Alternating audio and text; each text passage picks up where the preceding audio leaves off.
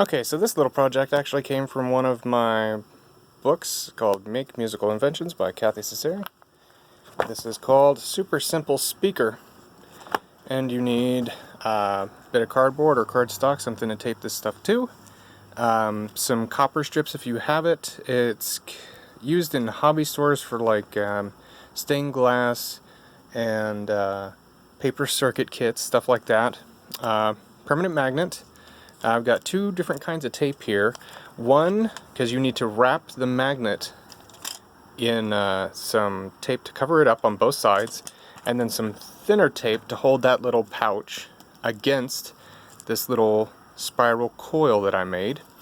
And this kind of, like, because it's got the sticky side and sticks directly to that, but you want to keep the paper backing on the bits that would be overlapping, because I coiled it inwards and I don't want it to then touch that or that, so I left the paper on the back there so it's insulated, and just in case I added some extra tape behind it as well.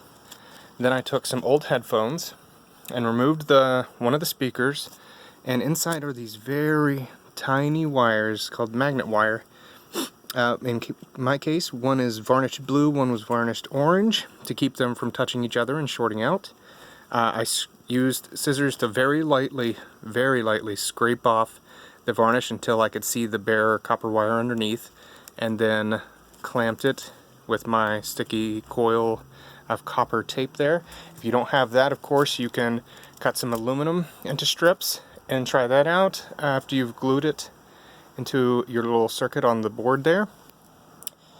And then I plugged it in, and I'm supposed to have music playing, but I don't hear anything out of either. You're supposed to at least hear the buzzing, because that circuit will create the electric flow of electricity, the electrons flowing as electricity, which creates a little magnetic flux, a field.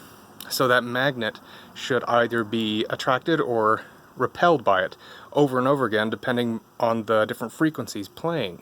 So that vibration you'd then hear the tape basically slapping against the rest of it for at least a buzz. And after a bit of troubleshooting, I just could not get this one to work, but I have seen several other examples where this does. So this is a good source. I'm just goofed somehow.